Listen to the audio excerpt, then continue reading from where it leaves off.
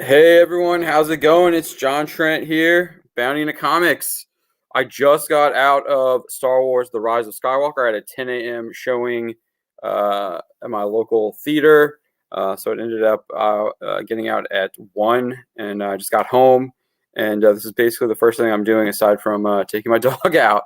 Um, but yeah, so let's kind of get into it. We're gonna just this will be a spoiler review. We're gonna be talking about the spoilers from The Rise of Skywalker. So if you are expecting a spoiler-free review and you haven't seen it yet, I suggest that you look elsewhere because this will be a spoiler review, spoiler-filled review.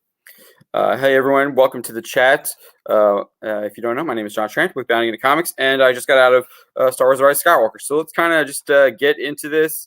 Um, Basically, all of the leaks leading up to the film are true. Everything that you saw in a lot of the leaks are confirmed in the film. Um, I, I wasn't as disappointed as I guess what I thought I was going to be.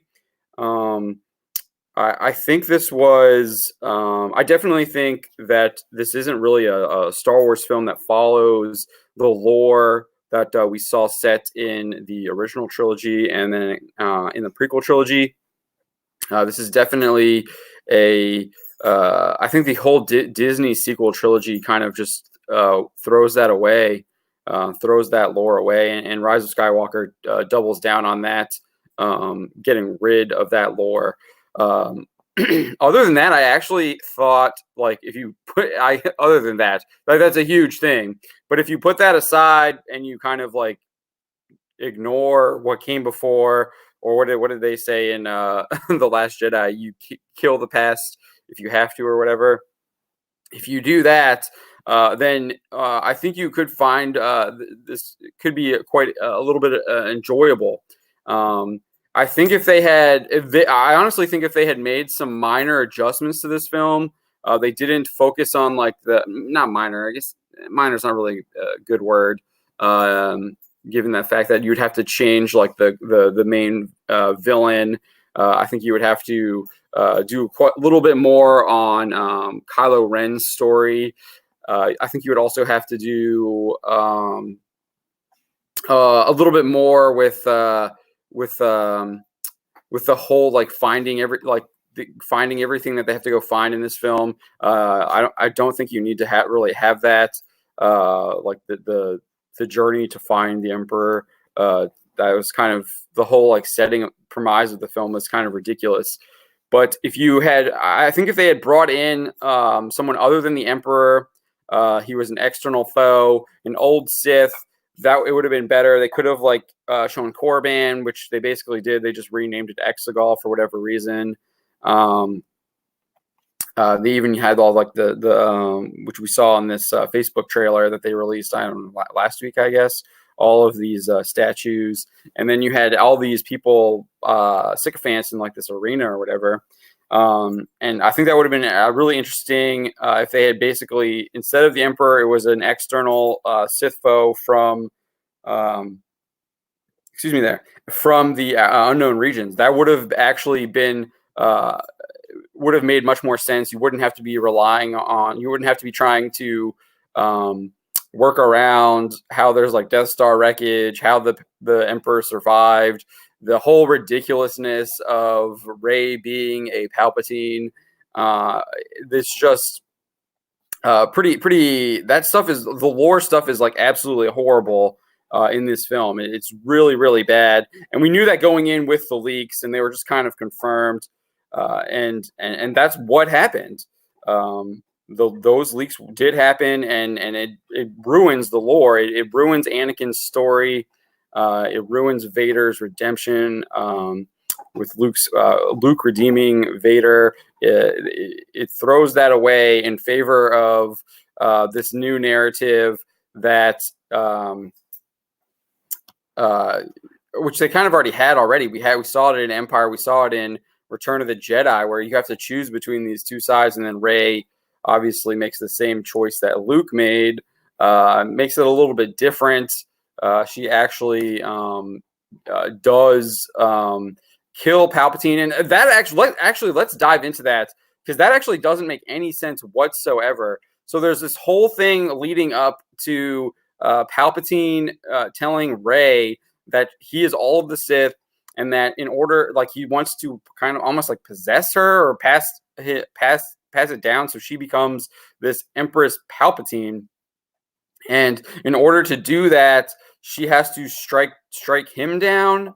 And she does, though. Like, in the end, she like does this force push, kills Palpatine, and then like the arena collapses. So that was just, I don't know.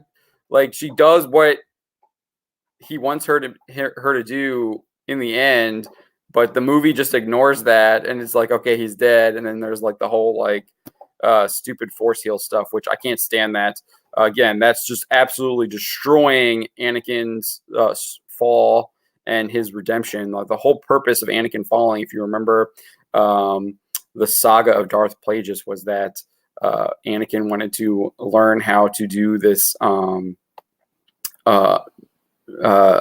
force ability that was only known by Plagueis and the dark side, and somehow she knows how to do this, and she does it on like the sandworm. She does it on Kylo Ren, and then Kylo Ren does it to her.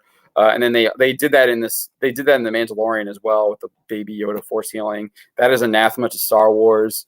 I find that just insulting to the fans and to their own legacy. And it just shows that they don't really have an appreciation for their past. They don't have an appreciation for those original trilogies. And I think they just view Star Wars as a tool to make money. And it seems like it is making money. At least here in the United States. I was seeing some reports that yesterday, Thursday previews made $40 million. However, this film is not doing so hot in China. I believe it is fourth right now, and it only made like $3 million or something like that. So that's not as good in China as what they might have wanted to expect. Yeah. Hey, Keely. Hey, Richard Ashton. Thank you all for joining me. Richard says, it's a mess. I left the cinema with a headache. I never thought I would go with the critics. Yeah, I actually think the critics are spot on with this. I was actually really surprised about the Rotten Tomatoes score when I saw it this morning. I think it was at like 77. I still think it might be a little early. I know they're trying to fool you with their verified score. But the real score is 77 without, like, if you have to dig through and find that. But you also see, I do think that's also inflated. If you look at Metacritic's user score, it's like 5.4, and that's probably the score that I would give the film. I would give it a 5 because I did think there were some. I thought it was shot pretty well. I didn't have any complaints with that. I do disagree with the. I don't know. I saw a bunch of critics were saying that it was convoluted. I didn't really. I don't know. I didn't really. I thought it flowed well for the most part. What they wanted to do. Obviously, I don't think that it made sense why it did what it was doing. But for the film that they were telling, that ignores Star Wars lore and ignores Star Wars history. I think that was just ridiculous. Yeah, the space horses. I mean, we knew that was just an absolute joke when we saw that in that trailer. They did give us like a bit of dialogue explaining why they were there. So like, I think Pride was saying like, jam their speeders, and it's like they don't have speeders, and it's like, well, I mean, I even if they were going to try and jam their speeders, like, you would think there would be a way to counter that signal as well. So that's just like absolutely, it's just absolutely ridiculous. And they were on screen for maybe like 2-3 minutes, if that, not even, because they like disappear. When Finn and Jana are like actually trying to do anything. You don't really see those space horses anymore. And I don't know how big that transport was, but I think there were a lot of horses that were charging across that Star Destroyer that I don't think would have fit in that like tiny little transport. I think that transport was smaller than the Rogue One transport in Rogue One. But yeah, Thin Icer, thank you for joining us. Yeah, Go Caps, big game. I think tomorrow we play again tomorrow. We're just dominating, except for Columbus. We have 2 losses. We have 6 losses, and 2 of them are to one of the worst teams in the league with Columbus. I guess something's going on there. But yeah, it is an abomination. I agree with you. It is an abomination, especially from a lore standpoint, from a Star Wars story standpoint. As a Star Wars movie, it is an abomination. I think if it wasn't a Star Wars story, it was its own kind of like standalone thing. You didn't have like the past connections with the Jedi. You didn't have Palpatine involved, and it was just kind of like a normal kind of hero's journey on this mission to stop this impending doom. Then yeah, I think that could have worked. But it has the Star Wars label. It has the Star Wars history, and it is an abomination from it being a Star Wars movie. I'm going to disagree with you, Richard, there. You're saying the best parts are Han Solo with Ben Solo. I thought that was a bunch of bogus crap. All of a sudden, his mother calls out Ben, and he's having like he gets stabbed by Rey. She heals him, and he somehow has this like come to Jesus moment, and then he's like seeing his dad and like throwing his lightsaber away. That's hard for me to buy, especially when we like if you want to like go back and look at The Last Jedi, he tried to kill his mother, tried to blow her up, and throughout the movie he was saying like, "I'm done, Ben is dead," blah blah blah. I don't know. I felt that was a little cheap. If you were going to do a redemption like that, I don't know. I needed something more. For me, that felt a little cheap. Again, the Luke Force Ghost thing where he's actually interacting with the world. I hate that. I hated that in The Last Jedi with Yoda using Force lightning. I hate that. And they kind of like they tried to. I don't know what they were doing when they had like Rey shoot the Force lightning at the transport ship where she thought it was Chewbacca using a dark side power. I don't like that either. And I don't like anything about Rey and her Force powers and I haven't really liked that since The Force Awakens. It's freaking awful with that stuff. And I know people will say like, oh, well, she learned it from the Jedi text. It's like, well, no. These people take years. It takes years and years of training to do that. The fact that she's just like pulling that transport from the sky and like just like it was nothing. I thought that was absolutely ridiculous. And it even looked. And then they showed Luke as the Force Ghost lifting the X-wing out of the water on Octo, and it still looked like he was having to like extremely focus on doing that. It's just horrible, and it's what does Doomcock say? Wonder Ray, and that's what she is, and that's what they doubled down on here. And I don't like that at all. The whole her using the Force power is it doesn't work. It's not believable. It's too extraordinary. And they tried to show us they tried to show her like doing a Luke thing with Empire with her training through the forest. I don't know. It's not enough. It's not enough for me to buy into that.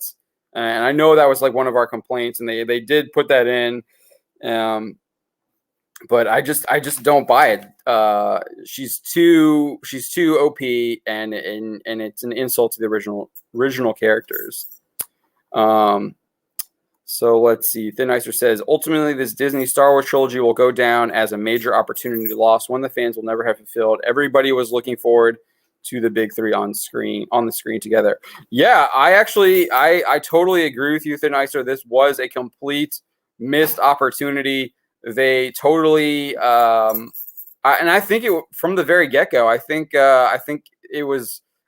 they chose their own. This is their own. It was a fault of their own making, especially when we were finding out that they threw away Lucas's treatments and then decided to basically they wanted to remake A New Hope with The Force Awakens. And then they introduce like a superpowered Jedi who basically just learns Force innately without any kind of training, which goes against what George Lucas has said about the Force and what we know from the films and from the animated shows as well. It's just absolutely ridiculous. I hate there's literally in I think it's Return of, if I correct me, Return of the Jedi. Obi-Wan Kenobi says he can't interfere with Luke taking on Vader. He can't interfere with that. And basically that's thrown out the window. Yoda's lightning in a Jedi temple. Luke is lifting the X-Wing out of the water. He's grabbing lightsabers that are being tossed aside. He's pretty much ignoring Rey for the entire film up until that point. And somehow now they're like going to like contact her after like she's been trying to contact them all this time.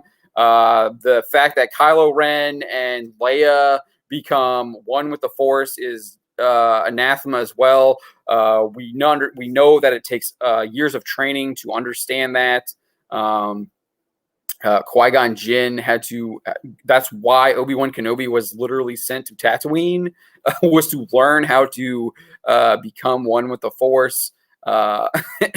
And learn that skill from Qui-Gon. It takes training, it takes dedication, it takes patience, and that's something we don't see with Rey. She's not patient at all. She steals a skimmer, goes right off. She doesn't learn the lessons that Jedi have to learn to become a Jedi. So I don't. It's just really, really a slap in the face to what they've shown us before and to their history, and just kind of like they wanted to just like they did it. I think they just did it for to move the story, move their zombie story along.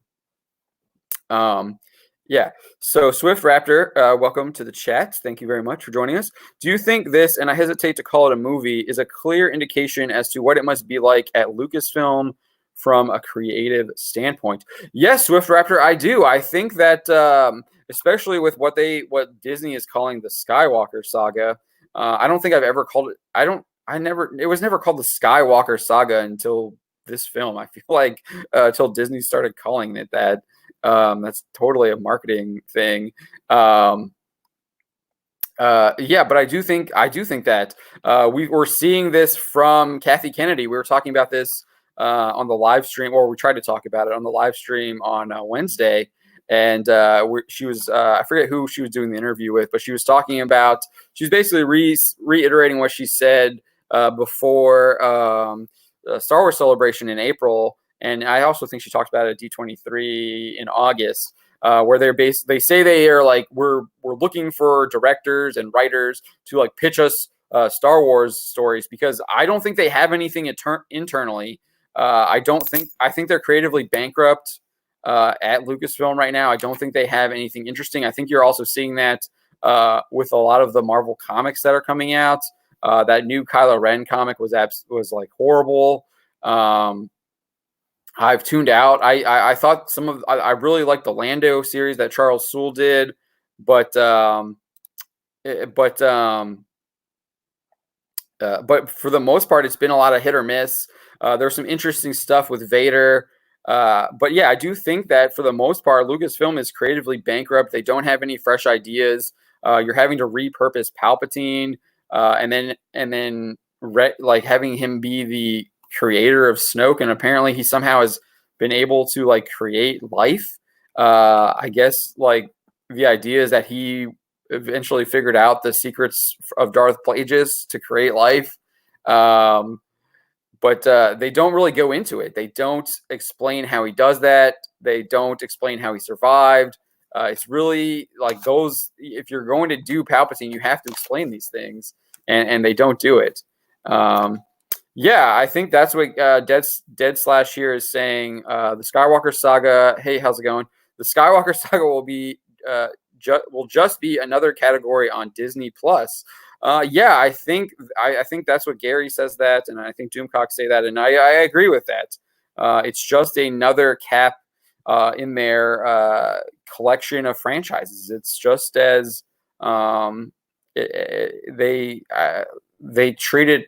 I honestly think they treated worse than some of their other franchises that they have right now. Um, I don't know about Swift Driver saying that the majority of Hollywood is created with blame for. I think I'm not sure if I totally agree with that. I think as far as these like major franchises go, yes, I will. If that's what you're referring to, I do think that they're creatively bankrupt with major franchises. I'm enjoying. I enjoyed the Expanse television show. I enjoyed Altered Carbon on Netflix. I do think there's some good stuff out there. I thought Triple Frontier was fun on Netflix as well. I liked Peanut Butter Falcon. Obviously, that's not like a big sci-fi fantasy comic book franchise, but it had a really good hero's journey story. It was really interesting. You cared about the characters. You were rooting for them. There was really fun moments when this really good payoff at the end where he's in this wrestling ring. If you haven't seen that film, I recommend it. It's really good. There is good stuff being made in Hollywood. It's just not coming from these like major franchises that you expect where the creativity should be because there's so much money. You should be able to get like really cool ideas with the resources that they have. Dobbin, hey, how's it going, man? Thank you for joining us. Disney Star Wars equal cheerleading for the Me Too era. The Rise of Skywalker conclusion equal never let a man take credit for a woman's work. Yeah, they pretty much, they ruined Luke. They did make Poe and Finn generals though. But they kind of did it like you're not Leia with the Poe thing. And then he obviously was he thought he was failing all the time. They changed his character a lot in this film. He was questioning himself. I guess you can say like after being scolded by Holdo, that might have like changed his extremely confident gung-ho attitude. And they really changed his, that's not for yourself. They really changed his character in this. He was much more second guessing. I also didn't like his acting. I thought it was stiff almost. I think my favorite parts of the film was Lando.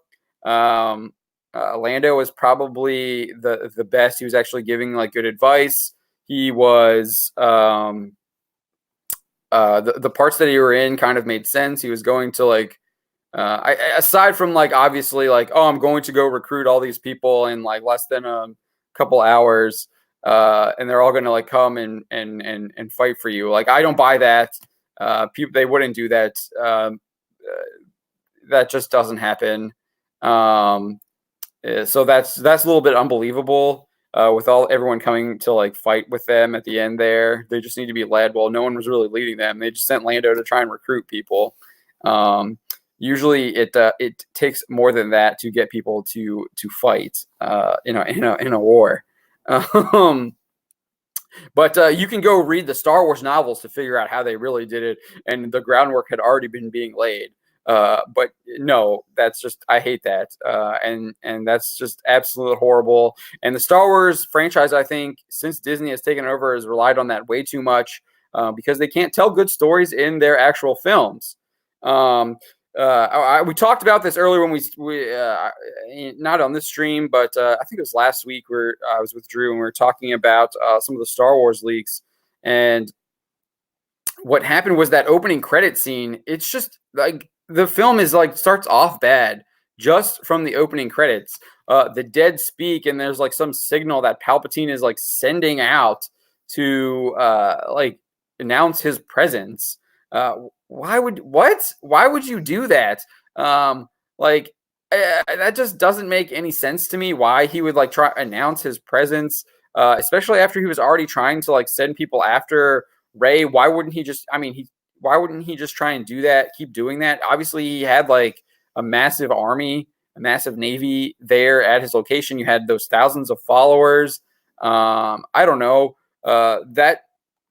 he would still be in the shadows. Like, why would you like randomly announce yourself and then open yourself up to attack before like that's just, it's stupid. it doesn't make any sense from even if he was coming back.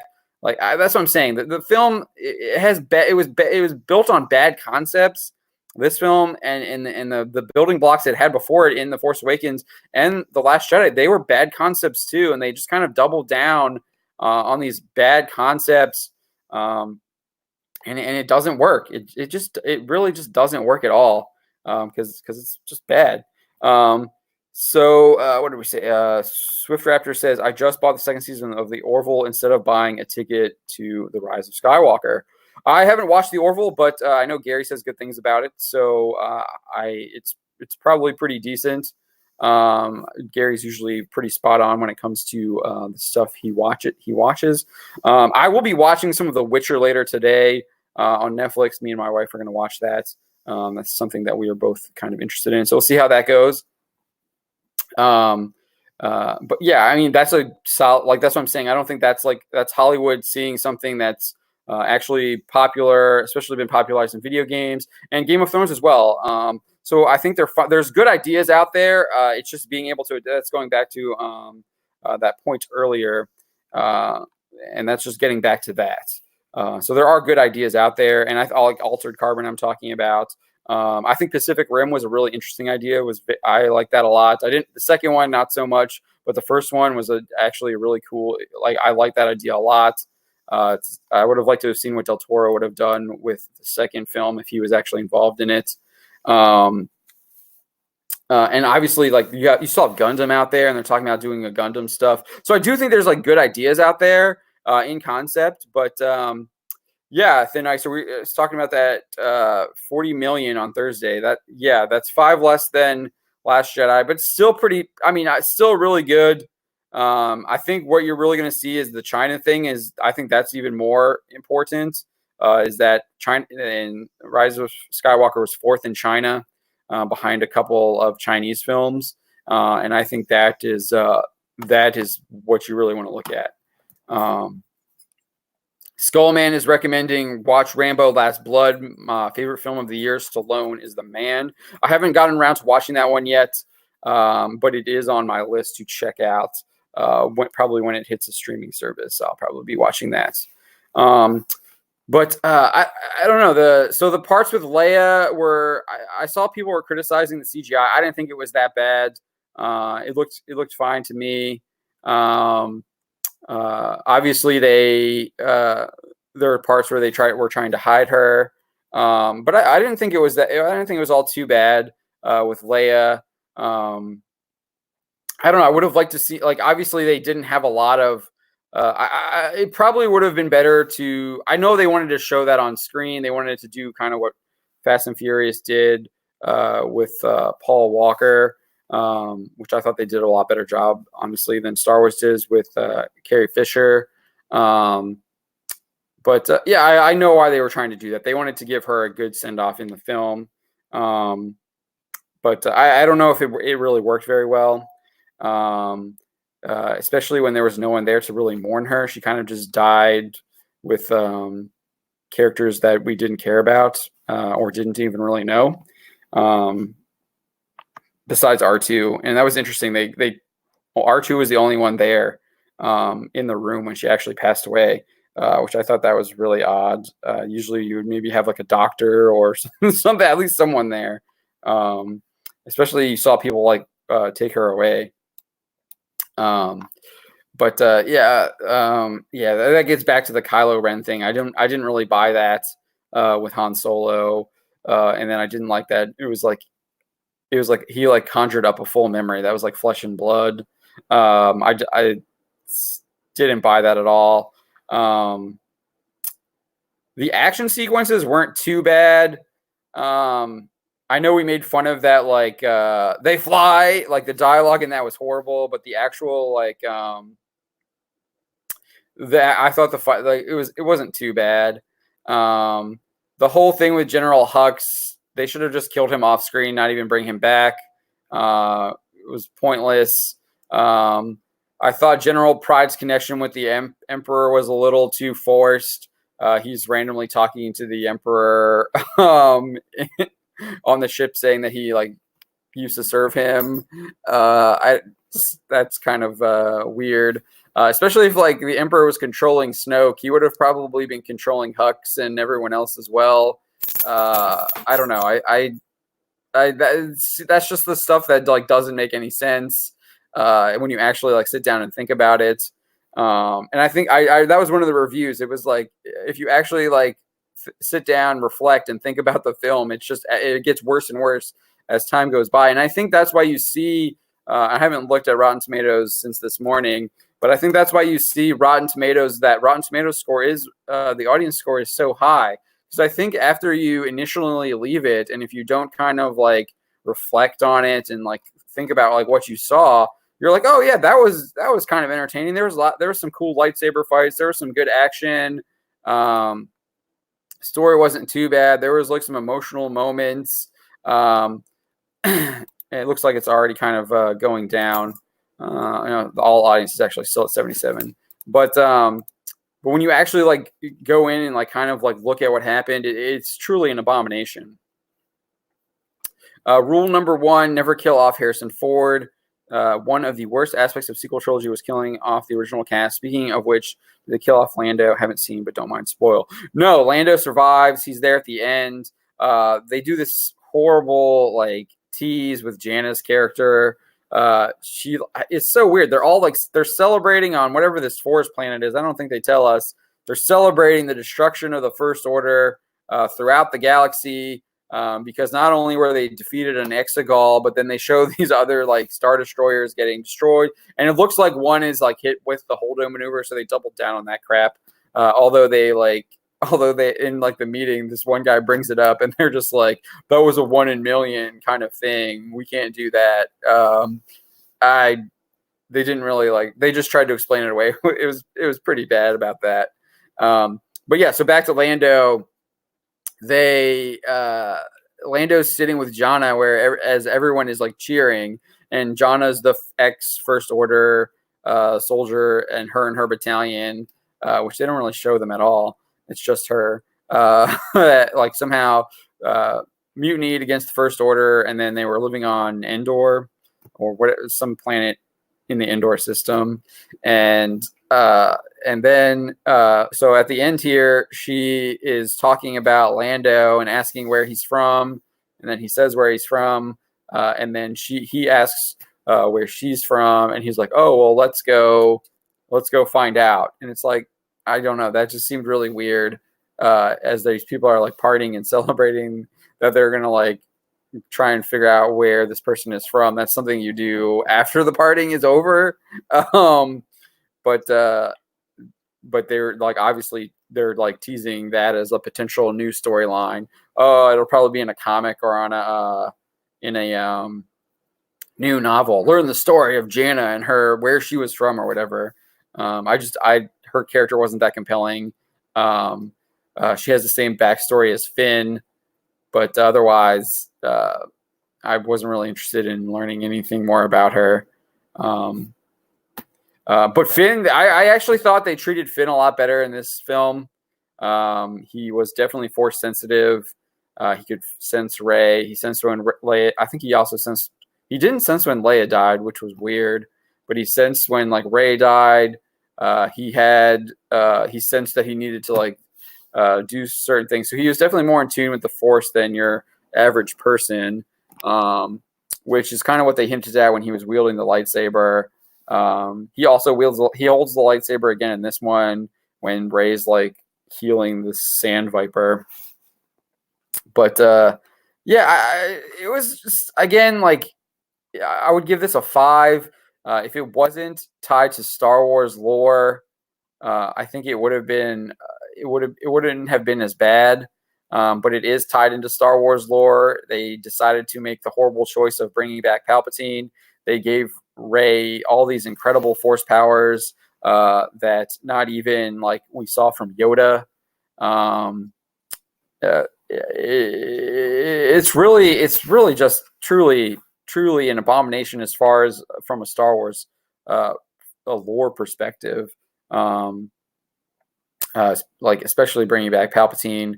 I was also like, they don't explain like I don't know. He's got all of these soldiers and he's got these ships and he's just like he apparently like had Snoke instead, like leading this First Order instead. Like, why would you not deploy these like planet? Like, oh, this was like the horrible thing. They did add like new Death Star, except it's Star Destroyers with some kind of like super gun that can like blast a planet in one shot.